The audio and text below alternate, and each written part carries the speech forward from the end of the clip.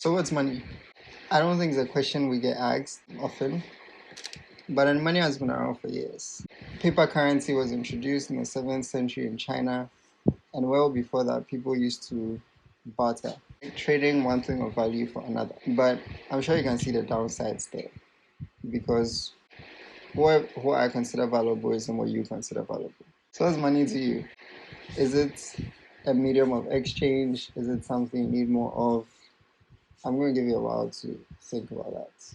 2 hours later. Okay. So a while back, I read this book, which you should read, called Unscripted by MJ Demarco. And it goes into the definition of money. And then I came across it. If we don't understand fundamentally what money is, then we go trade our time for it and then spend on things that aren't valuable, thinking that they are. So the first thing we need to understand is that money is only valuable because we, as a society, gives it value. Let's go back to hyperinflation in Zimbabwe. When people decided to stop accepting the currency failed, it collapsed. Value of a currency is based on faith. That's all it is. If people stop having faith, then it fails. In the book, he mentions that money is a transaction mediator where agreed perceived value is stored. Money changes hands based on perceived value, not on actual value. So if you create something valuable and then you communicate that it's valuable, people would give you their money in exchange for this value. Alex Hormozy talks about selling a Ferrari for 10,000. He doesn't exactly talk about it in this context, but then it applies. So, what's the actual price of a Ferrari?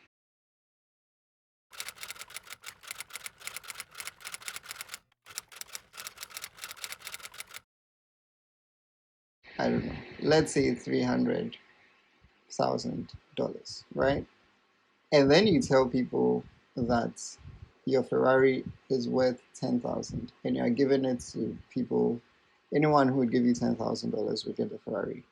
The main issues you'd face is, why is it so cheap? Is it a toy Ferrari or is it a real Ferrari? If you are able to communicate that it's a real Ferrari, so first, if you are not able to explain that it's not a toy Ferrari, the perceived value is low. Actual value is here, like really high, perceived value is low. If you're able to explain that it's an actual Ferrari, perceived value goes up to meet actual value. So you create value, communicate it, and then you are able to extract a percentage of that in money into your pocket. So the book goes on to say, money is stored perceived value intangibly accounted. Value that you have created, acquired, and communicated. So you first need to create it, acquire it, then communicate it. So let's take a few examples. Bill Gates built Microsoft with the goal of putting a computer on every desk, I think. And because of Microsoft's operating system, so many laptops we use have an operating system. We have access to computing power that people years before us could only dream of. You probably didn't even know to dream of because it's crazy. But that's a lot of value. And so his net worth is really high because of that. He has a lot of money because of that. And that's fine. Elon Musk created Tesla and SpaceX. Get me into Mars and then electric vehicles. Like, come on.